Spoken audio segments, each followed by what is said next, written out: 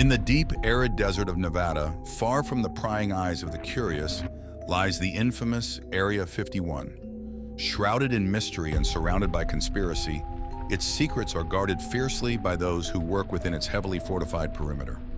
One moonless night, a young and ambitious journalist named Mark decided to uncover the truth behind the legends.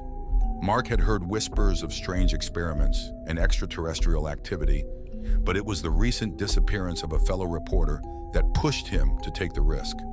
He arrived at the perimeter fence just after midnight, equipped with night vision goggles and a camera. Slipping through a gap in the fence, he began his treacherous journey towards the heart of the base. As he crept closer, the night grew unnaturally quiet. The only sounds were the crunching of his boots on the rocky ground and his own shallow breathing. Suddenly, he heard a low hum, a sound that seemed to vibrate through his bones. Following the noise, he stumbled upon a massive hangar, its doors slightly ajar. Mark squeezed through the opening, finding himself in a cavernous space filled with eerie, glowing machinery. In the center of the hangar stood a large metallic object, unmistakably of alien origin. His heart raced as he approached it, the hum growing louder and more intense.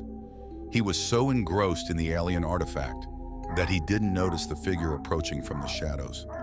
A hand clamped down on his shoulder, and Mark spun around to face a gaunt, pale man in a lab coat. The man's eyes were void of emotion, his voice a cold whisper. "You shouldn't be here," the man said. "You've seen too much." Before Mark could react, the man injected him with a syringe. Darkness engulfed him, and he lost consciousness. When Mark awoke, he found himself strapped to a cold metal table. Blinding lights shone down on him, and he could hear the murmur of voices discussing his fate.